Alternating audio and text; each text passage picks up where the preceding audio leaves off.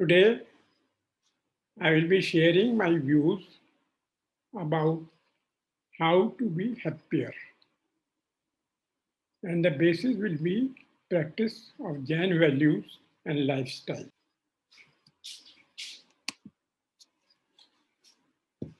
The guiding principle of our lifestyle and Jain value, as we have seen earlier, is continuous hard work with caution to improve ourselves and achieve our objective.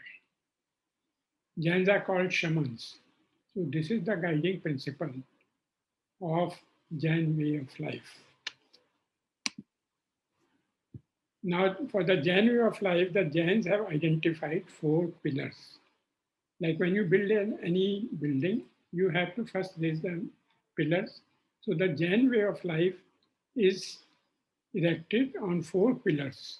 And what are these pillars? First is non-violence, ahimsa, in conduct. That is, whatever we do in our life, we must first keep non-violence uppermost in our thought process.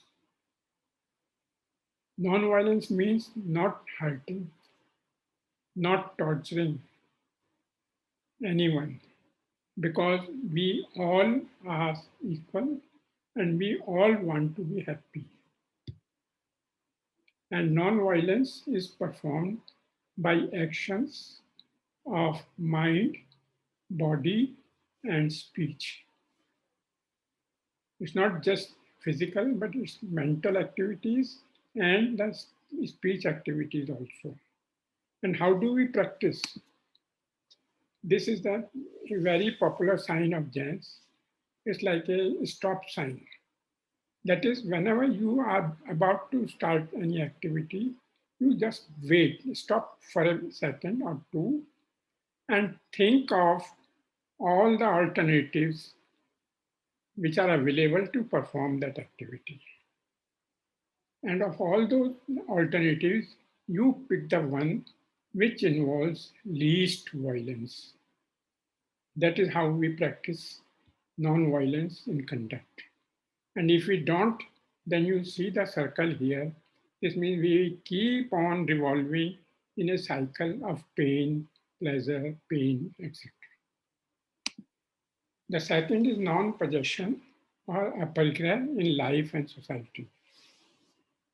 We live, we work hard, and we earn.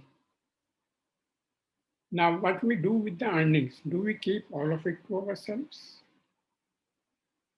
Jains, according to non-possession, says that you keep whatever you feel is necessary, is your need, and the remaining you share with others.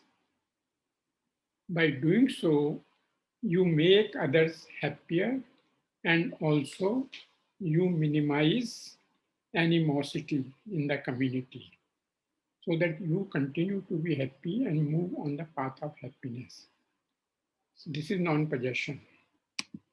The third is multiple viewpoints, anekant in thoughts. You know, when we think, we are not doing anything, but we are thinking. And what we are thinking, how to hurt that man, how to hurt this person, you know, how to steal. So Jains say, in our thoughts also, we should be non-violent. How can we be non-violent? We say that truth is infinite and I cannot know everything. So in our interactions with others, we must develop a feeling of reconciliation, accepting the views of the opponents, and then come up with a, you know, action plan or thought which is more or less acceptable to everybody or is the optimal. Okay, and this is called aneka. And the result of this is, how do we practice this? We have to get rid of the idea that I only exist, arrogance, I don't care for the others. And it has to change to we exist. And then we are talking of making ourselves exclusive to inclusive in a group. And this comes to the concept of believing and practicing interdependence rather than just independence. And the last is conditional dialect or shadwat in speech. That is, whenever we speak something according to our thoughts, then we should use a language which does not hurt others. It should be non-violent. And by doing this, we are not, we are, minimizing animosity or opposition. And this can be done. Like, for example, I can say that I insist that this is right, which is wrong. I can say this is also an, a viewpoint for consideration. So these are the four pillars of Jain way of life. Now, when we see these, when we practice these, they have to result in certain characteristics of the health of the Jain community. So when we analyze the Jain community's characteristics, what does it show? Jains chase opportunities. That is, Jains are quite, you know, apt in identifying the opportunities for development, and then they chase them. And when they chase or work hard to achieve them, they do achieve. And whatever profession or activity they do, they try to excel in that. And remember, this comes from the definition of jina, the spiritual victor. Here we are talking of the worldly life, how to excel in the worldly life in our chosen fields of activities. Second is Jain community as a whole is highly educated. That means Jains, put lot of emphasis on education, getting themselves educated. And it is obvious from the statistics that 94% of the Jains in India are educated compared to 50 to 55% as the national average. And out of these educated people, more than 50% have been to colleges, graduated with a degree or higher, MA or PhDs. Now, equipping themselves with education, knowledge, and based on hard work, what happens? They choose professions which are non-violent in nature. Professions like law, education, medicine, which involve use of the knowledge they acquire and the hard work. Traders, the middle class of Jains are involved in trading activities. Why in trading? Again, non-violence and use of knowledge about the commodity, about the trends, about the pricing, etc. The next is business. They do identify businesses which involve minimal violence, and then they excel in those businesses. Education is another important sector. You will find that a lot of Jains are involved in actual teaching in schools, colleges, and setting up even educational institutions. And to top it all off, Jain community as a whole is well off economically. Some statistics say that per capita income of Jain is many times more than the per capita income of an average Indian. Now you see here, Jains are a very small community. And of that small community, A large part has migrated to North America. Why they have migrated to North America? You see the first point, chase opportunities. They find that with their knowledge, greater opportunities exist there. They go there and they achieve and excel. And this is very important. On an average, Jains enjoy longer and healthy life. It's because of their lifestyle of caution, non-violence. We will discuss this. All these points we will discuss later on, but I'm just introducing in this at this point. And the statistics say, according to the census of India, that 9% of Jains are about the age of 65. In a way, they say that Jain community is graying.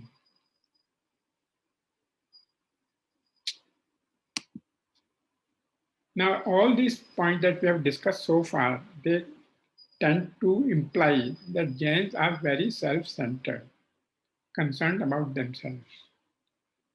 Yes, they are, because they say, first, I have to improve myself. But when I improve, then I interact in the community and try to share my bounties with them. Jains are, as a whole, if we find, you will see they are called as peace-loving community. You will rarely find Jains involved in arguments or fighting or causing social disharmony. And how do they do it? They merge with the rituals, lifestyle practices of majority community they live in.